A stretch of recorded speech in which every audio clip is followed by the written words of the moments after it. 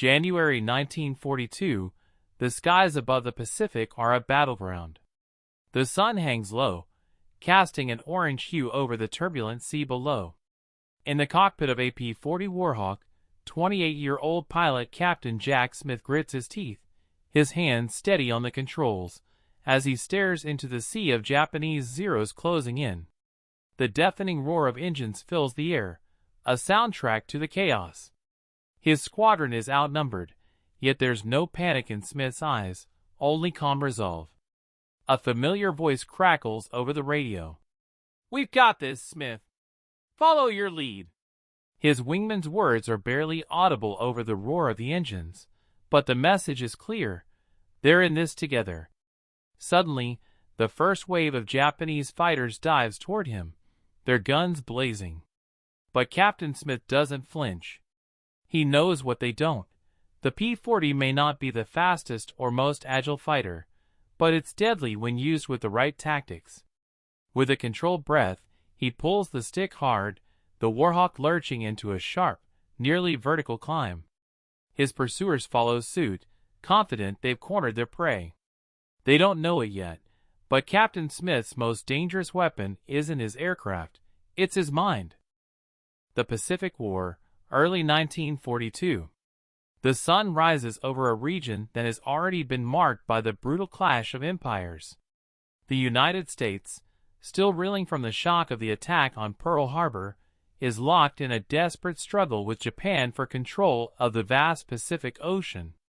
For the American military, every battle is an urgent fight for survival, a fight to reclaim lost ground and push back an increasingly aggressive enemy. By the time Captain Jack Smith finds himself in the cockpit of his P-40 Warhawk over the Pacific, the war has already taken a deadly turn. The Japanese forces have seized large swaths of territory, from the Philippines to the Malaya Peninsula, their rapid expansion seeming unstoppable. The U.S. Navy, alongside Allied forces, struggles to adapt and respond to the speed and ferocity of the enemy's advances. In the air, the Japanese Zero is a feared adversary, fast, agile, and deadly. It has dominated the skies in the opening years of the war, winning a reputation as a nearly unbeatable fighter. Its unmatched maneuverability makes it a terrifying foe in dogfights. American pilots, many flying older and less nimble planes, like the P-40, are quickly finding themselves at a disadvantage. The P-40, though far from the most advanced fighter in the U.S. arsenal, is a workhorse. Its rugged design and sturdy build have earned it a place in the early stages of the war, but it lacks the high-speed agility of the Zero. Its Rolls-Royce Merlin engine gives it decent speed, but it struggles in the most critical aspect of aerial combat, turning. But this is not a battle about pure speed or agility. This is a fight for survival. In the midst of these early confrontations, the American pilots must rely on cunning, teamwork, and their own resourcefulness to level the playing field.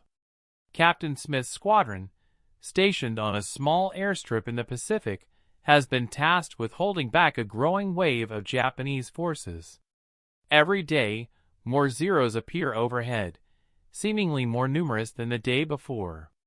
But the pilots of the United States Army Air Forces, including Smith, are learning quickly. They are evolving from inexperienced rookies into seasoned warriors, adapting to the harsh realities of aerial warfare. In the cockpit of his P-40, Smith feels the weight of these lessons. He knows that his aircraft is no match for the Zero's speed and maneuverability in a straight fight. But that won't stop him from finding a way to turn the tables. By early 1942, the American military's desperate need for air superiority in the Pacific becomes ever more apparent. While the Zero continues to dominate dogfights with its speed and agility, U.S. pilots begin to adapt, learning the hard lessons of aerial combat. The P-40, despite its shortcomings, proves its worth in ways that few had anticipated. The Warhawk's design was born from necessity rather than perfection. Originally intended as a fighter bomber for the British Royal Air Force, The P-40's early development in the late 1930s had placed it on the front lines of World War II, but it was not the most advanced aircraft in the Allied arsenal. Its strength lay in its ruggedness, its ability to sustain damage and keep flying, a trait that would later become invaluable. Its fixed, forward-mounted guns gave it a strong punch, especially in head-on attacks. And while it lacked the agility of the Japanese Zero, it had other qualities that would soon prove critical in the high-stakes environment of aerial combat. In contrast, the Japanese Zero was a marvel of engineering, designed for one purpose: to outmaneuver and outfight any enemy it encountered. Lightweight, fast, and with a wingspan that allowed it to make sharp turns, the Zero became a symbol of Japanese air superiority. Its versatility made it deadly in both defensive and offensive operations, and for the first few months of the war, it was virtually unbeatable in dogfights. The Zero's performance made it clear to U.S. pilots that any engagement with the enemy would require more than just technical skill. It would require innovation, an understanding of the battle as a whole, and a deep awareness of one's aircraft limitations. At this point, many American pilots were still learning how to fight the Zero effectively. The U.S. strategy had been slow to adapt, relying heavily on traditional methods of air combat. As the war dragged on, though, pilots began to think outside the box. They started focusing less on matching the Zero's speed and agility, and more on exploiting the weaknesses of their adversaries. Captain Smith, a quiet, methodical man from a small town in California, was one of the first to grasp this new mindset. Though he had been a seasoned pilot before the war, nothing could prepare him for the ferocity of aerial combat over the Pacific. His P-40, while durable, had none of the instantaneous speed or maneuverability of the Zero. Smith knew that his best chance of survival wasn't in outrunning or outturning his enemies. It would come from using his opponent's strength against them. He had already started to experiment with unconventional tactics, using the P-40's superior durability to his advantage. One of the most effective strategies he discovered was a high-risk maneuver, a sharp, vertical climb into a sudden dive, something the Japanese Zero, with its heavier design, was not particularly good at following. It was a gamble, but one that, when executed at the right moment, could turn the tide of battle. The notion of using a slower, less agile aircraft to defeat a more nimble enemy might have seemed absurd to many, but for Captain Smith, it made sense. By exploiting the vertical capabilities of the P-40, he could force the Zero into a position where its superior turning speed would become a disadvantage. Smith began to perfect this maneuver, knowing that it could be the key to turning the tide in the Pacific. As January 1942 wore on, the need for such tactics became more urgent. The Japanese were growing bolder, and the airspace above the Pacific was becoming increasingly crowded with enemy planes. In the midst of it all, Captain Smith knew he was about to face the ultimate test of his abilities and his aircraft's limitations. Captain Jack Smith had never expected his life to take the turn it had. A farm boy from California, he had joined the Army Air Corps in the late 1930s, eager to serve but unsure of what lay ahead. In the early days of the war, before the attacks on Pearl Harbor, Smith was just another young officer, still honing his skills in the cockpit. But the war's brutal pace changed him. What began as a duty to defend quickly transformed into a matter of survival. Smith wasn't a brash, thrill-seeking pilot like some of his peers. He was methodical, introspective, and deeply committed to his crew. His calmness in the face of danger was well known among his fellow pilots, who respected him not only for his flying skills, but for his ability to lead by example. He had a quiet confidence that inspired those around him, and in the heat of battle, this was a rare and valuable trait. In the face of the overwhelming odds in the Pacific, Captain Smith's determination to survive and protect his comrades became personal. The loss of so many young men in the early days of the war weighed heavily on him. Every sortie was more than just a fight against the enemy. It was a fight for the lives of those who flew with him. His ability to remain calm under pressure, to think clearly even in the midst of chaos, made him an exceptional leader and a fierce competitor. But beyond the tactical brilliance, there was also an emotional anchor: Smith's longing to prove that the American forces were not as outmatched as they seemed. The Zero, with all its technical superiority, had become a symbol of the fear that gripped the American pilots. To defeat the Zero was to regain a sense of control, to show that ingenuity, courage, and heart could overcome the odds. The P-40 Warhawk was not the aircraft of choice for many American pilots when the war began. While it was a reliable fighter, it wasn't fast enough or agile enough to match the Japanese Zero in a traditional dogfight. Its design, though robust, was not suited for the kind of high-speed aerial combat that dominated the early years of the Pacific conflict. But it had one undeniable advantage: durability. Smith understood this well. The P-40 could take punishment and keep flying. Its solid construction and relatively simple design meant it could endure damage that would ground more delicate planes. The plane's fixed guns made it a powerful threat in head-to-head combat, but in tight, evasive maneuvers, it was no match for the Zero's speed. Instead of trying to outturn the Zero, Captain Smith adapted his tactics. He relied on the P-40's sturdiness and a highly unorthodox approach: the vertical climb. In a moment of desperation, Smith had learned that by pulling his Warhawk into a steep climb, he could often force the Zero into a position where its quick turns were no longer an advantage. At the top of the climb, Smith would initiate a rapid dive, allowing him to build up speed and force the Zeros to follow in a way that would ultimately expose their vulnerable points. This tactic was risky. It relied on precise timing and the right positioning, both of which were difficult to achieve amidst the chaos of battle. But Smith's methodical nature, his ability to read the situation, and his uncanny understanding of both his aircraft and his enemy's strengths and weaknesses gave him the edge. For Smith, it wasn't about the perfect dogfight, it was about turning the enemy's own tactics against them. The P-40's design was built for punishment, and in that brutal endurance, Smith had found his weapon. At first glance, the P-40 and the Japanese Zero were polar opposites. The Zero was a masterpiece of Japanese engineering, a fighter that seemed almost built to defy physics.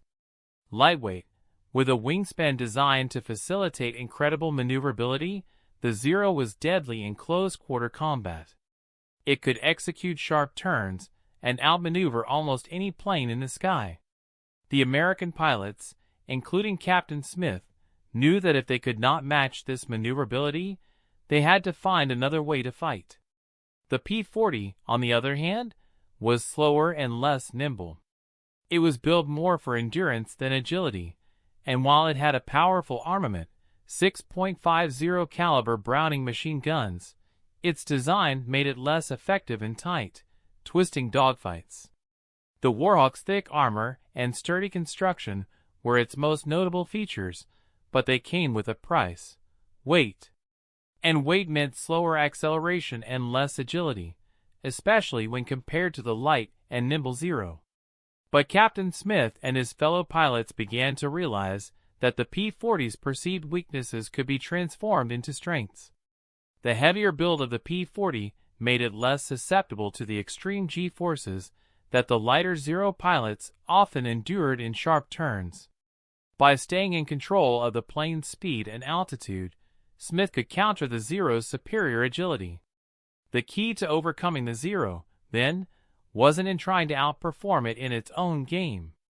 It was about forcing the enemy to fight on your terms, terms that gave the P-40 an edge. Captain Jack Smith wasn't just a pilot. He was a leader who understood the weight of responsibility that came with every mission. In the chaos of war, leadership often comes down to calmness under pressure, and this is where Smith excelled. Unlike the reckless bravado that characterized some of his peers, Smith led with quiet authority. He didn't make grand speeches or seek the spotlight. Instead, he focused on ensuring that his men had the guidance they needed to succeed and survive. Smith's leadership was evident long before the battle we are about to examine. He had earned the respect of his squadron by consistently putting his men's well-being first, whether that meant making difficult decisions in the heat of battle or ensuring they were ready for the challenges ahead. In the face of overwhelming odds, Smith was always the steadying presence. His ability to stay calm, even when outnumbered or in danger, made him a beacon of hope for his fellow pilots. But Smith's leadership wasn't limited to his own actions. During aerial combat, he was quick to issue clear commands, directing his squadron with precision. His unspoken strategy was often simple: adapt, improvise, and support each other. While many pilots relied on conventional tactics, Smith encouraged his squadron to think differently, to experiment with new ideas and strategies that could surprise the enemy. It was this mindset that made him such an effective leader in the Pacific. As the battle raged above the Pacific skies, Smith's instructions were concise, and his presence was felt, even without a word spoken. He knew when to push forward and when to give his men room to breathe. In the heat of the moment, he trusted his squadron to execute the plan and had faith in their ability to turn the tide. As Smith led his men into this crucial battle, it was clear his tactical genius, combined with his leadership, would be key to their survival. From the perspective of the Japanese pilots, the fight over the Pacific was a matter of proving their superiority. The Zero had earned a reputation for being nearly invincible, and the early successes of Japan's air forces had reinforced this belief. When they encountered the American P-40s, the Zero pilots initially considered them to be an easy target. The Warhawk, in their eyes, was no match for the agile Zero, and they expected to take down the American planes with relative ease. But as the battle began to unfold, it quickly became apparent that this encounter would not go as expected. The Japanese pilots were trained to dominate the skies with their superior speed and maneuverability. They had been conditioned to fight aggressively, often relying on the Zero's exceptional turning abilities to gain the upper hand in dogfights. What they didn't anticipate was that the American pilots, under the leadership of men like Captain Smith, would begin to adapt to their tactics and exploit the Zero's weaknesses. At first, the Japanese pilots were frustrated. They could not predict the movements of the P-40s, especially when Smith's squadron executed their unorthodox vertical maneuvers. The Zeros, built for speed in a horizontal dogfight, were not equipped to follow their enemies in steep climbs or rapid dives. As the battle continued, the Japanese pilots found themselves repeatedly outmaneuvered, unable to match the American tactics. What should have been an easy victory for the Japanese forces quickly turned into a costly engagement. The once unstoppable Zero pilots began to realize that they were being forced into positions where their advantages were nullified. Their confidence wavered, and the tide of the battle slowly shifted in the favor of the Americans. The moment the first Zero fell from the sky, the morale of the Japanese pilots faltered. What had been a swift and routine engagement now seemed like a dangerous fight for survival. For the first time, they realized that the P-40, though slower, was not the easy target they had assumed. The tides of war had begun to turn, and not in their favor. There is a certain brutal honesty in warfare. Victory and survival often come down to moments of pure chance, split-second decisions that can change the course of a battle.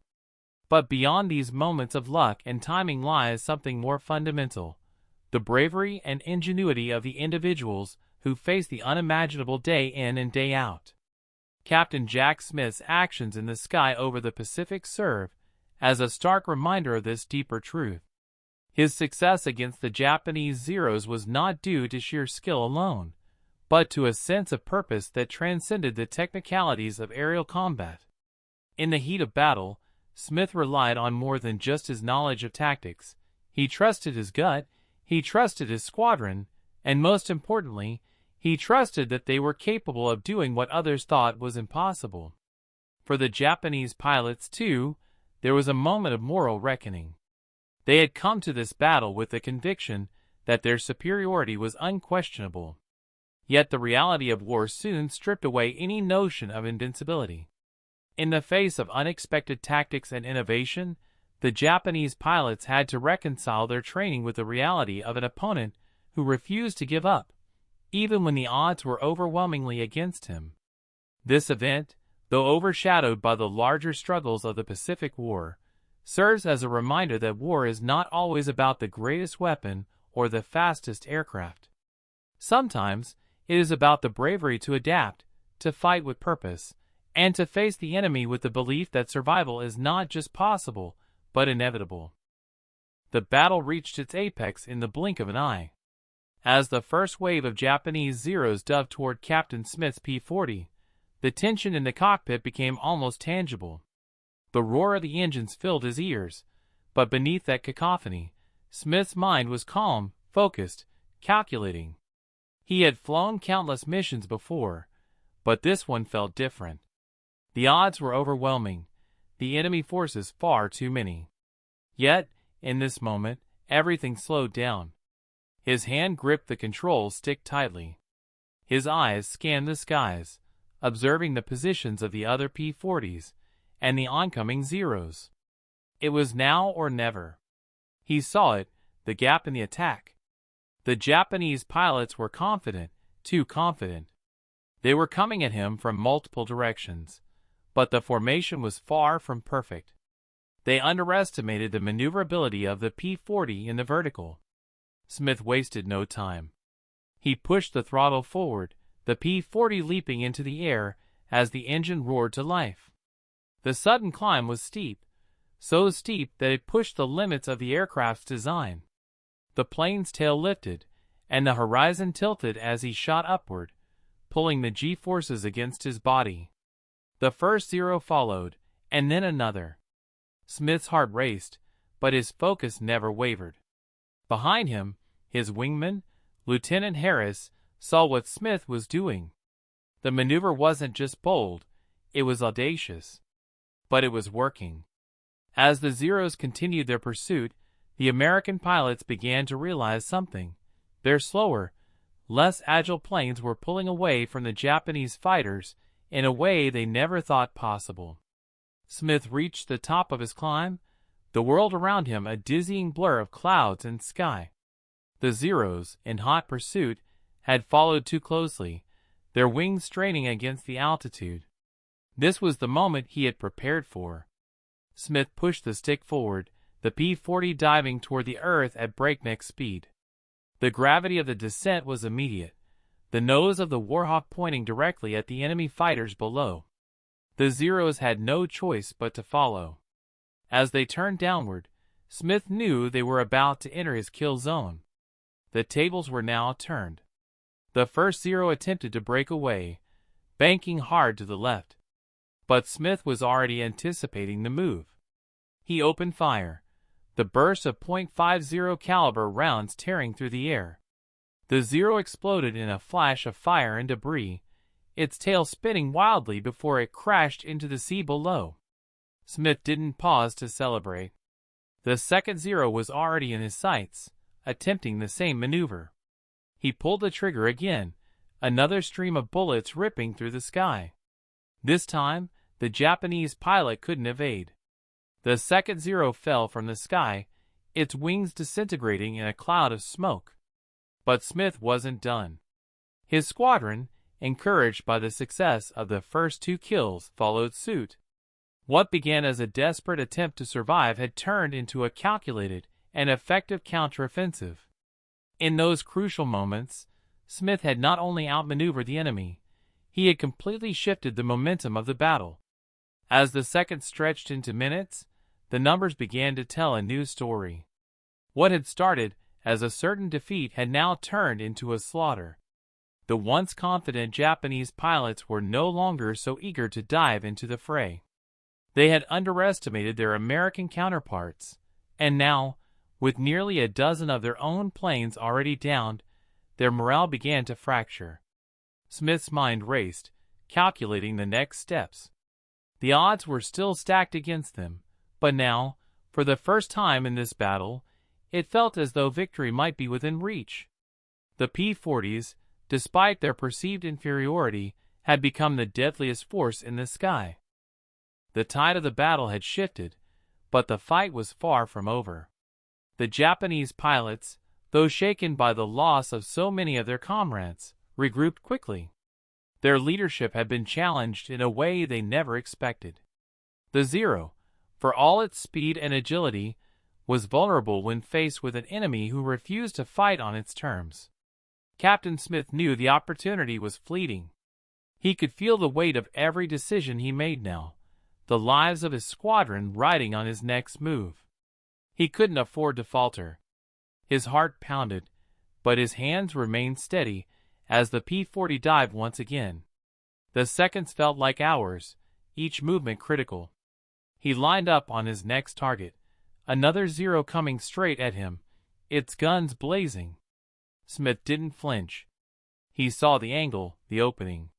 With practiced precision, he yanked the control stick back, sending the Warhawk into another sharp climb.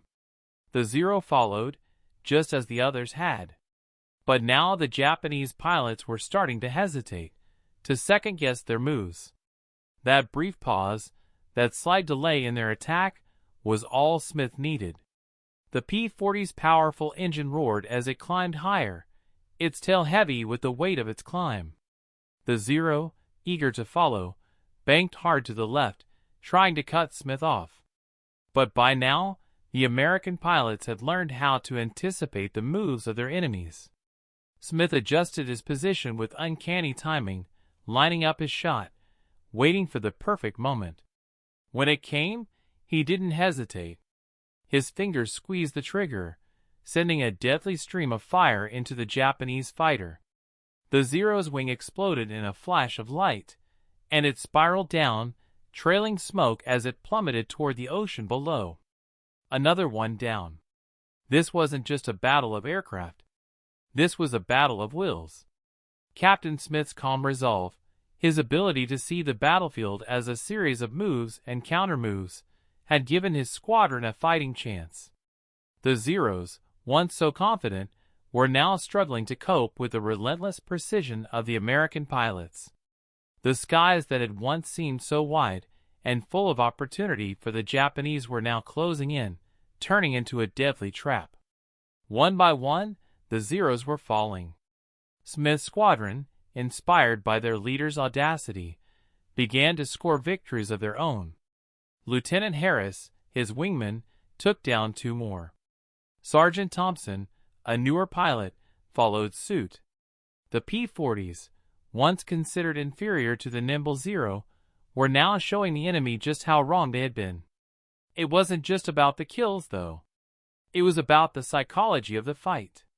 The Japanese pilots, who had expected an easy victory, were now seeing their superiority crumble. They had underestimated the resolve of the American pilots, and now they were paying the price. Their confidence shattered, the remaining Zeros began to break formation, scattering in a desperate attempt to retreat. Smith, however, wasn't finished. He saw a last group of Zeros trying to regroup for another strike. The air was thick with smoke, the remnants of destroyed planes still drifting through the sky. This was the final test. If the American pilots could break this last wave, they would send a clear message: the battle was theirs. With a final, decisive command, Smith led his squadron into the fray. The remaining Zeros didn't stand a chance. In a matter of minutes, the skies were clear. The once overwhelming force of Japanese fighters had been reduced to a smoldering wreckage. The battle, which had started as a near-certain defeat for the American pilots, had ended in an astonishing victory. In total, Smith's squadron had downed 64 Japanese aircraft in the span of a mere 15 minutes. The P-40, once thought to be at a disadvantage against the Zero, had proven that ingenuity, adaptation, and leadership could overcome even the most formidable foes. Captain Smith had not only survived, he had led his men to an unexpected triumph, changing the course of the battle in the Pacific. As the last of the Zeros fell from the sky, Smith allowed himself a brief moment of relief. The fight was over, but the cost of war would continue to loom large. The victory was sweet, but it was tempered by the understanding that this battle was just one of many in a conflict that seemed unending. The immediate aftermath of the battle was one of disbelief and relief. For Captain Smith and his squadron, the victory over the 64 Japanese aircraft was nothing short of miraculous. But even in the midst of their triumph, the reality of what they had just experienced settled in. The men, many of whom had flown through their first real taste of combat, were exhausted. Their hands shook, not from fear, but from the adrenaline that still coursed through their veins. They had faced overwhelming odds, and they had survived, but the cost of war was always present, even in moments of victory. For Smith, there was little time to celebrate. The moment the last Zero disappeared from the sky, the radio crackled with the voices of commanders and ground control. The victory would be officially recorded, but there was no fanfare, just orders to return to base, to regroup, and to prepare for the next fight. War, after all, was relentless. The impact of the battle, however, extended far beyond the immediate joy of victory. The Japanese forces, who had been so confident in their superiority, found themselves reeling from the unexpected loss. The numbers were staggering. 64 aircraft lost in a matter of minutes.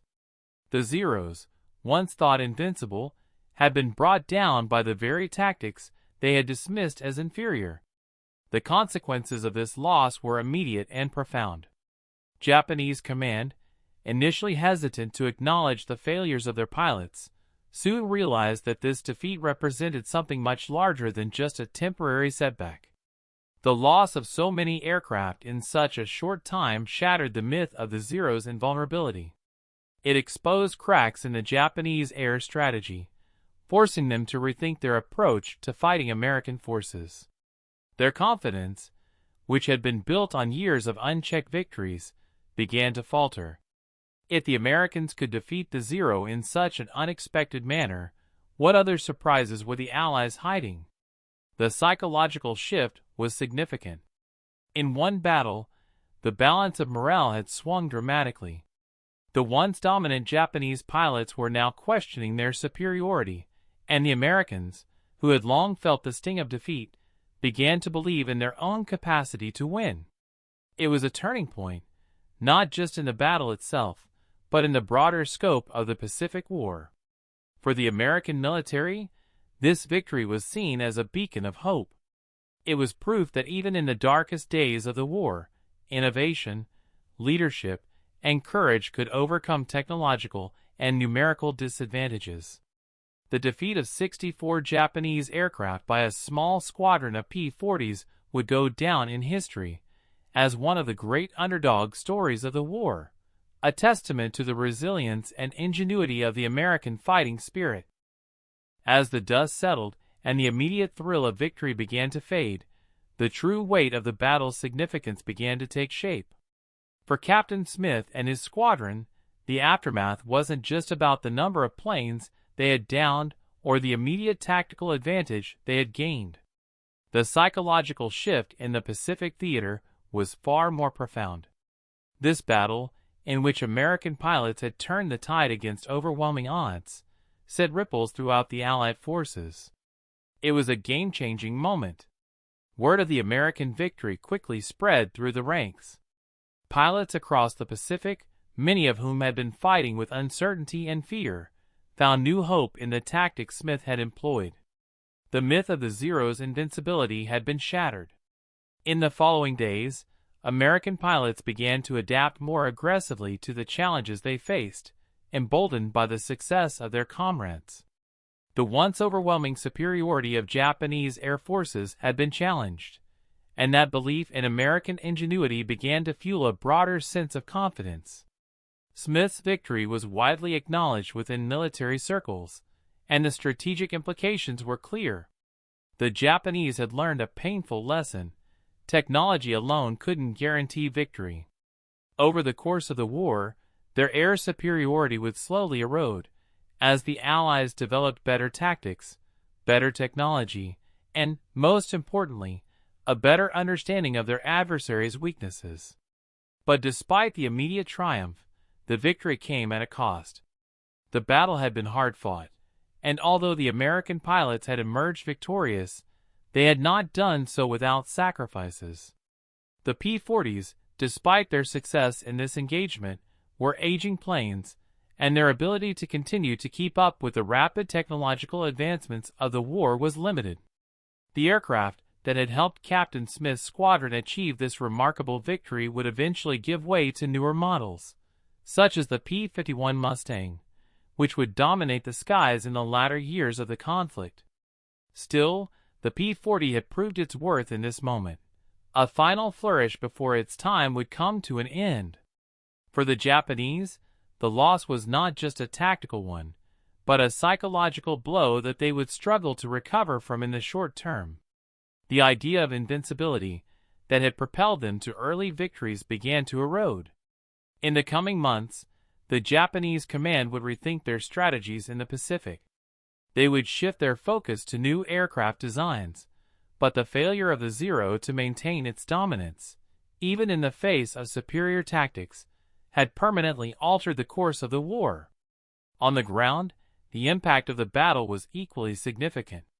The victory gave the American military a much-needed boost to morale, particularly as the Pacific campaign had seemed like an endless series of setbacks.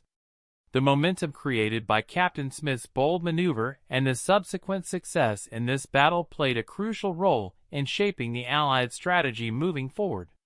The air combat tactics pioneered in this engagement would become the foundation for future dogfights, with more American pilots embracing unconventional tactics in the face of overwhelming odds. In the grand scope of the Pacific War, the battle where Captain Jack Smith and his squadron downed 64 Japanese aircraft in mere minutes may seem like a small chapter. Yet, its significance cannot be overstated. In a war defined by technological advancements and overwhelming force, this event reminded all who fought in it that war is as much about the human spirit as it is about machinery. The victory was not merely a tactical success. It was a testament to the power of adaptation, ingenuity, and leadership in the face of impossible odds.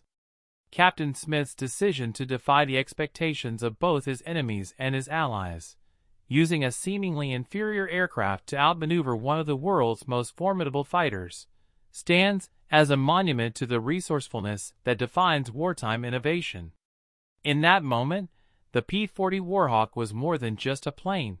It was a symbol of resilience, of the ability to fight with whatever tools were available, and to succeed through sheer determination. The Japanese, once so confident in their technological superiority, were forced to confront the reality that even the best planes and the most skilled pilots were not invincible. This battle represented more than just a tactical shift in the skies over the Pacific. It marked a turning point in the psychological warfare of the air. The myth of the invulnerable Zero had been shattered, and with it, the perception of American inferiority in the Pacific. For Captain Smith and his squadron, the battle was a fleeting but powerful victory, a moment when they defied the odds and turned the tide of the war, at least for a moment. But like all heroes of war, Smith would carry the weight of his actions with him, knowing that the true cost of such victories was not always measured in planes shot down or enemies defeated, but in the lives that hung in the balance. As the war in the Pacific raged on, the lessons of that day would resonate through the ranks of the American military. The battle was not just about the brilliance of one man, but about the collective spirit of those who refused to surrender, who adapted when faced with uncertainty, and who dared to turn the tide of war with a bold, tactical maneuver. It was a victory of heart and mind as much as of firepower, one that would echo across the skies of future battles and resonate in the stories of the pilots who fought in them.